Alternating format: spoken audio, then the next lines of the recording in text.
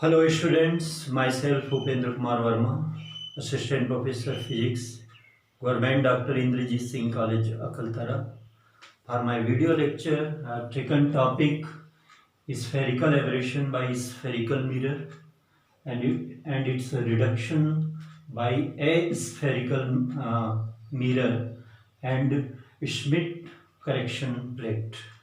गोली दर्पण के द्वारा गोली विपथन और उस गोली विपथन को अगोली दर्पण तथा श्मिट संशोधन प्लेट के द्वारा कम करना.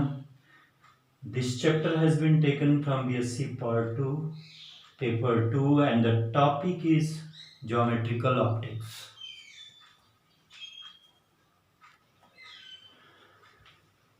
इससे पहले हम देख चुके हैं कि जो स्फेरिकल लेंसेज होता है, कॉनकेव लेंस, कॉन्वेक्स लेंस, उसके द्वारा अलग अलग प्रकार के एबरेशंस पैदा होता है. और उसमें एक प्रकार का एबरेशन है स्फेरिकल एबरेशन, गोली विपथन. और गोली विपथन का मुख्य वजह है मार्जिनल और पैरेक्शियल किरणों का मुख्य अक्ष से अलग अलग दूरी में होना. यहाँ पे भी हम देख सकते हैं, हमने एक स्फेरिकल मिरर लिया है, कॉनकेव मिरर, और उसमें एक पैरेलल बीम आपतित करते हैं. उसमें अलग अलग प्रकाश की किरणें हैं, 1, 2, 3. तो जो मार्जिनल किरण है, जो मुख्य अक्ष से सबसे नज़दीक है, वो परावर्तन के पश्चात सबसे ज़्यादा दूरी पर फोकस होती है. जबकि जो मार्जिनल किरण है, सबसे लास्ट वाला जो 1 नंबर जिसको लेबल किया गया है, वो परावर्तन के पश्चात सबसे नज़दीक फोकस होता है. अब चूंकि अलग अलग किरणों के लिए स्फेरिकल मिरर का अपर्चर बड़ा होने के कारण अलग अलग किरणों के लिए फोकस अलग अलग होता है. इसलिए यहाँ पे जो प्रतिबिंब बनता है वो स्पष्ट या शार्प प्रतिबिंब नहीं होता, उसमें विपथन पैदा होता है. और इस प्रकार चूंकि ये मार्जिनल और पैरेक्शियल किरणों के द्वारा विपथन पैदा होता है, इसीलिए इसको spherical aberration by spherical mirror कहा जाता है. अब यहाँ पे यदि हम एक वक्र पर विचार करें, यहाँ पे एक कर्व पर विचार करें, जैसा कि मैंने डायग्राम में बनाया है, इस कर्व को बोला जाता है किरण स्पर्शी वक्र या कॉस्टिक कर्व. हम ये जो गोली विपथन होता है स्फेरिकल मिरर के द्वारा, उसको हम एक दूसरे साइड से भी इसको ऑब्जर्व कर सकते हैं. यदि हम किरणों को रिवर्स करें, हम ये मान लें कि इस कॉनकेव मिरर के फोकस पे कोई प्रकाश का स्रोत रखा है, तो यहाँ से जाने वाली अलग अलग प्रकाश की किरणें, मैंने उसको लेबल कर दिया है 1, 2 और 3. ये परावर्तन के पश्चात मुख्य अक्ष के समानांतर नहीं होता.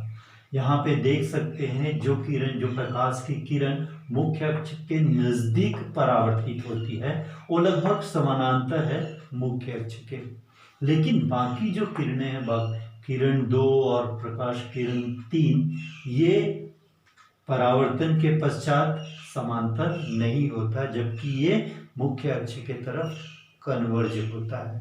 तो इस प्रकार से बनने वाले प्रतिबिंब में जो विपथन होता है उसे गोली विपथन कहा जाता है.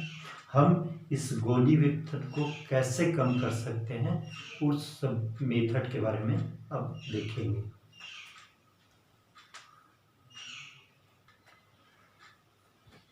हम पहले देखते हैं इस गोली विपथन का रिडक्शन अगोली मिरर के द्वारा.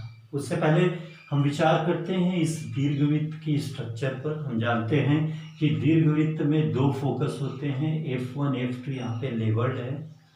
और हम ये भी जानते हैं कि यदि F1 से निकला हुआ कोई प्रकाश किरण इस दीर्घवृत्त के किसी भी बिंदु से परावर्तित होती है, तो वो प्रकाश किरण निश्चय ही F2 से होके जाएगी.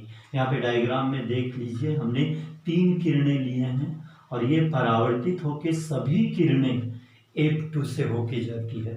अब चूंकि ये जो दीर्घवृत्त का स्ट्रक्चर है वो 2 डायमेंशनल है, तो यदि हम ऐसे स्ट्रक्चर का दर्पण बनाना चाहे तो हम ये कल्पना करते हैं कि इस दीर्घवृत्त को एक्स वाई अक्ष के परितः ऐसे रोटेट करते हैं तो हमें 3 डायमेंशनल स्ट्रक्चर प्राप्त होता है। और वहां से लिया गया जो प्लेट है डेफिनेटली वो गोली विपतन को रिड्यूस करने में सहायक होगी।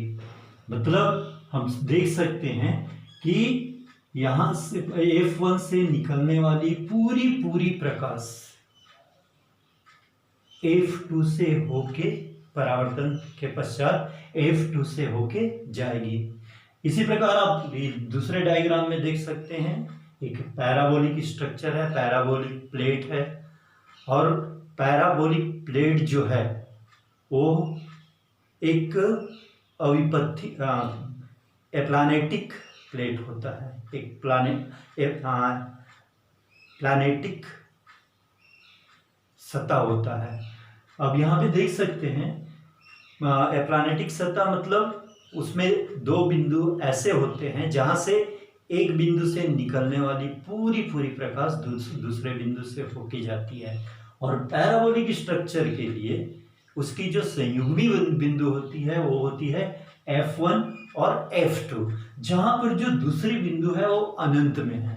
तो इसलिए F1 से निकलने वाली जितनी भी प्रकाश है इस स्ट्रक्चर से परावर्तित होने के बाद वो F2 से होके जाएगी। अब देख सकते हैं कि F2 यदि अनंत में है तो जितने भी परावर्तित किरणें वो अनंत की तरफ अप्रोच करेंगे। इसका मतलब ये है कि सभी जो रेज है, सभी परावर्तित किरणें हैं वो एक दूसरे के समानांतर होंगे। तो इस प्रकार से अगोली दर्पणों के द्वारा गोली विपथन, जो कि गोली दर्पण के द्वारा प्रोड्यूस होता है, उसको कम किया जा सकता है। Aberration reduction by Schmidt corrector plate. 1832 में श्मिट नामक वैज्ञानिक ने जो गोली दर्पण है उसके द्वारा जो गोली विपथन प्रोड्यूस होता है उसको कम करने के लिए कि स्पेशल शेप्ड पारदर्शी कांच के प्लेट की कल्पना की। अब इस डायग्राम में सबसे पहले देख सकते हैं, ये डायग्राम इस स्फेरिकल मिरर के द्वारा जो स्फेरिकल एब्रेशन है उसको दिखा रहा है, जो कि अलग अलग मुख्य अक्ष से अलग अलग दूरी पे अलग अलग किरणों, पैरेक्सियल किरण और मार्जिनल किरण का परावर्तन के पश्चात अलग अलग फोकस बिंदु से होके जाने के कारण जो गोली विपथन पैदा होता है।